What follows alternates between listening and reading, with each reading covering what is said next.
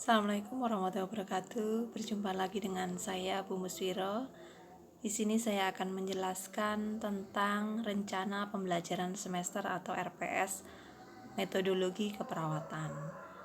Mata kuliah metodologi keperawatan yang sudah saya jelaskan tadi adalah terdapat 2 SKS yang SKS-nya antara lain yaitu teori 1 SKS dan praktikum 1 SKS. Mari kita belajar bersama. Di dalam teori pada mata kuliah metodologi keperawatan terdapat 16 tatap muka dan pada praktikum metodologi keperawatan terdapat 16 tatap muka. Yang bisa kita lihat di RPS ini antara lain di dalam pembelajaran mata kuliah metodologi keperawatan diharapkan KAD-nya adalah mahasiswa mampu memahami mata kuliah metodologi keperawatan. Itu yang kita belajar pada pagi hari ini. Sehingga adik-adik bagaimana untuk bisa memahami rencana pembelajaran di satu semester ini.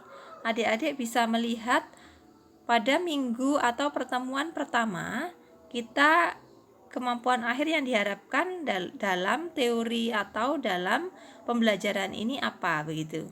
Sampai di pertemuan ke-16. Pertemuan ke-8 atau pertengahan kita akan melakukan UTS dan pertemuan yang terakhir pada pertemuan yang 16 kita melakukan UAS.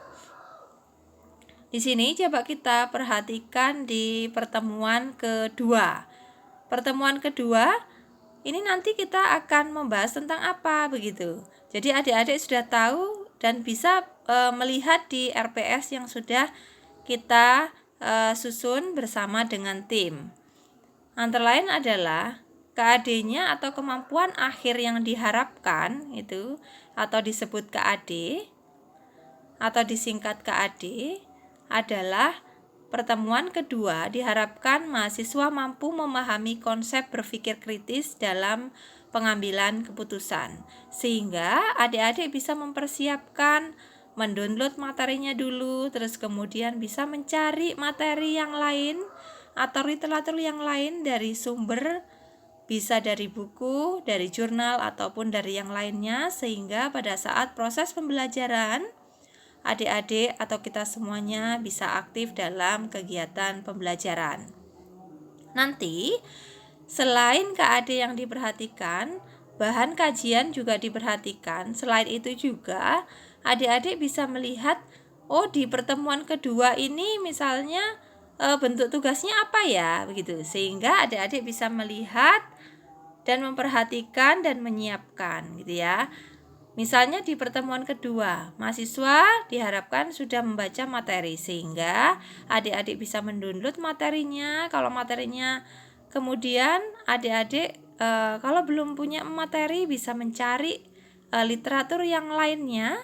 Terus kemudian di pertemuan kedua ini harus membuat resume sehingga adik-adik bisa meresum mata kuliah pada pertemuan kedua. Di dalam kriteria penilaian ini, adik-adik bisa memperhatikan kriteria dan bentuk penilaian. Kriterianya adalah ketepatan dan penguasaan materi yang disampaikan di dalam bentuk non-tes, yaitu berupa tulisan resume.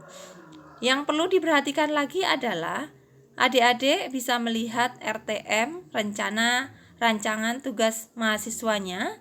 Kemudian bagaimana lembar kerja mahasiswa, apa yang diharapkan di dalam tugas ataupun apa yang diharapkan dalam bentuk non-tes tulisan resume ini sendiri. Terus kemudian bagaimana penilaiannya, berapa persen begitu. Nah, di dalam penilaian metodologi mata kuliah metodologi keperawatan ada beberapa poin bobot penilaian.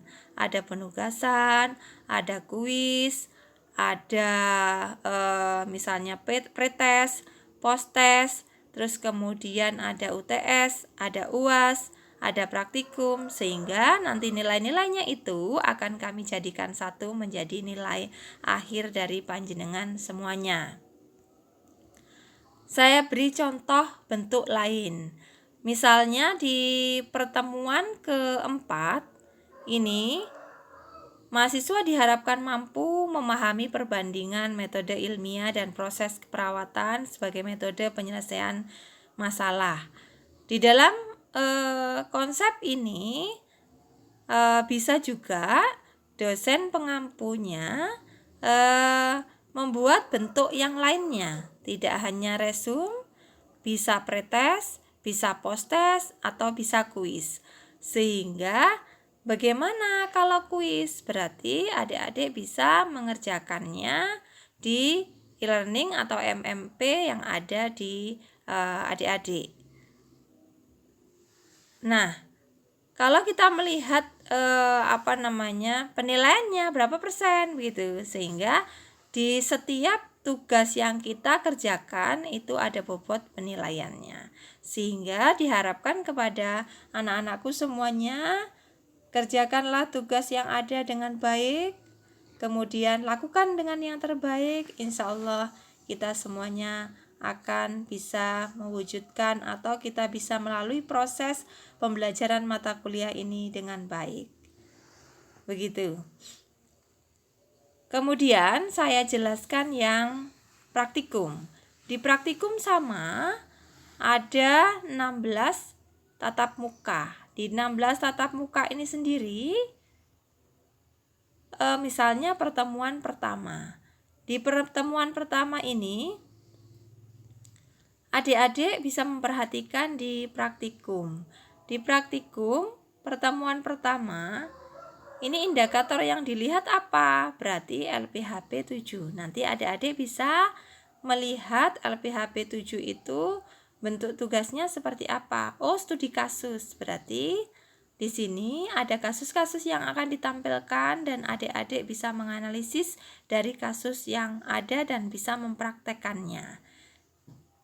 Kemudian bagaimana materi yang akan disampaikan? Materi yang akan disampaikan adalah praktek penerapan proses keperawatan sebagai metode ilmiah dalam menyelesaikan masalah, sehingga adik-adik bisa menerapkan proses keperawatan sebagai metode ilmiah dalam menyelesaikan masalah yang akan dibahas juga pada pertemuan-pertemuan selanjutnya, yang bentuknya mulai dari pengkajian, bagaimana melakukan tindakan maupun menganalisis atau mengumpulkan data dari pengkajian dari baik itu pada orang lain maupun pengkajian yang sifatnya adalah studi kasus dengan masalah semu ataupun masalah dari yang lainnya.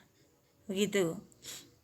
Kemudian di sini, di proses pembelajaran ini diharapkan pada adik-adik semuanya adalah mampu melakukan atau menerapkan ataupun mampu menganalisis asuhan keperawatan, pelaksanaan tindakan sampai dengan evaluasi. Begitu. Di akhir pertemuan kita akan melakukan ujian praktikum kepada panjenengan semuanya. Di situ apakah adik-adik sudah memahami metodologi keperawatan mulai dari proses pengkajian sampai dengan evaluasi keperawatan. Itu saja yang bisa saya sampaikan. Terima kasih. Mohon maaf kalau ada kata-kata yang kurang berkenan. Tetap semangat, jaga kesehatan. Kita akan sharing bersama dengan materi yang lainnya. Assalamualaikum warahmatullahi wabarakatuh.